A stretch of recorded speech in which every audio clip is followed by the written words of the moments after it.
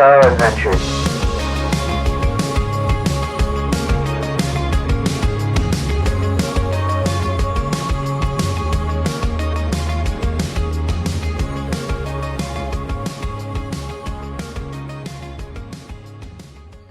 So today on the AsaroAdventures, we will be going up track, which is just a cow pasture just right above the area we live in, Loculo. So just one of the things we're thinking of trying to do today is just trying to get lost in showing some of the people's faces who think we're actually lost, but in fact we know where we are. Only the guys on the trip know what we're up to.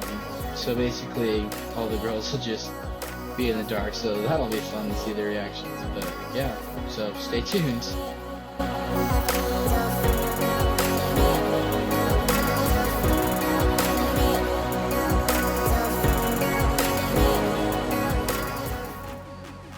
this is where we discover this new thing that we had never really known about. Turns out some people on base actually knew about this. Yeah, it was a new discovery for us, but yeah, let's take a look.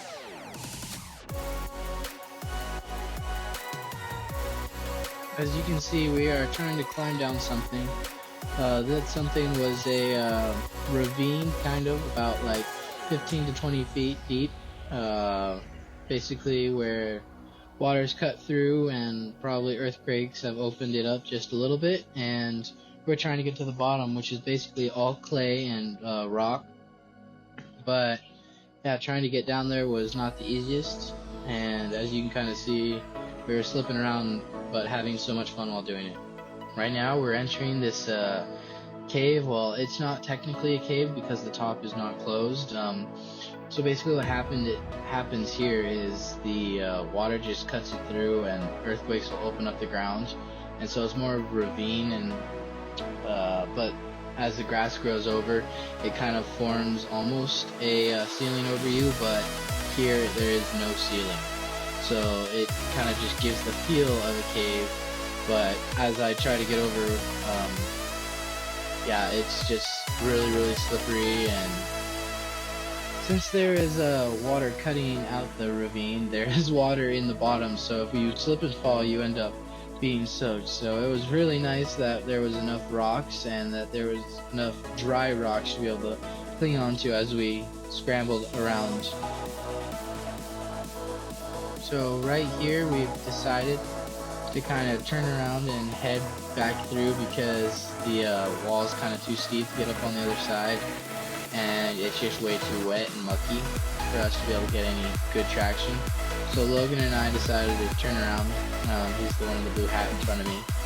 And as you can see down in the ravine, there's that pool of water I mentioned earlier. And yeah, as we dip into the ravine, it kind of starts to get a little more slick, but I think we both make it through quite alright. So basically, I gave the GoPro back to Logan, and he films me as I come across the little thing here. It's really tricky, especially since after going across it 3 times, since Logan went once, I went another time, and then Logan went again. Means the water from our shoes that have touched the little stream beforehand has touched every single rock and made it slick.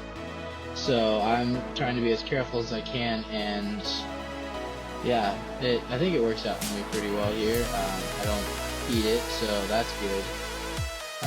Yeah, but as soon as I've made it across, I do take my time, but we get out and back into the open air and start our little climb up.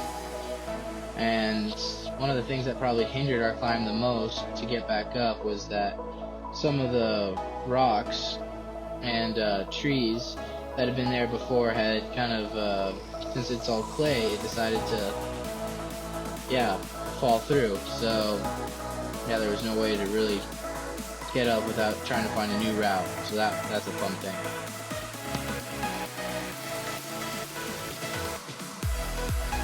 As we climbed further down the little ravine creek thing, we realized our goal of trying to lose people again.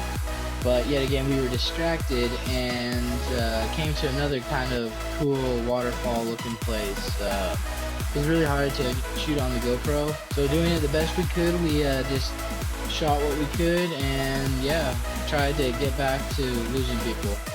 So yeah, this is kind of what everything looked like from our view, yeah. After we were done messing around down in the ravine, we decided to head back up and try to get lost back in the tall kunai grass. So yeah, we spent about an hour just walking around. Actually, we took some people in circles. I sent Logan up to the front just to lead everybody in a huge circle, as you can't really see anything in the tall kunai grass because most of it's over your head, and the stuff that isn't, you can't really see far enough to the horizon to know how straight you're going. But we had some points that we knew to go for if we actually did get lost. We knew that there's a tower off in the distance that we could center our view on, which is pretty easy.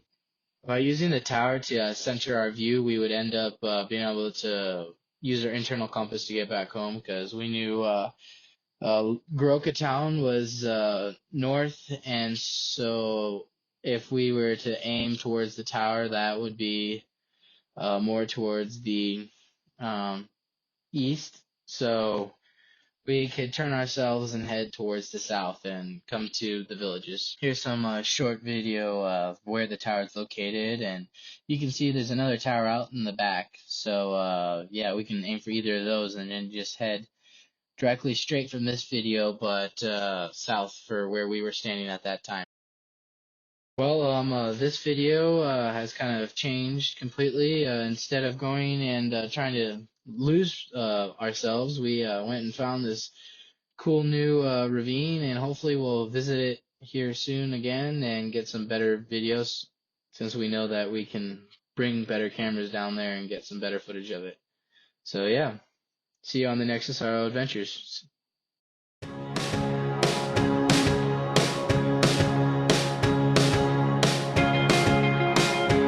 AsaroAdventure.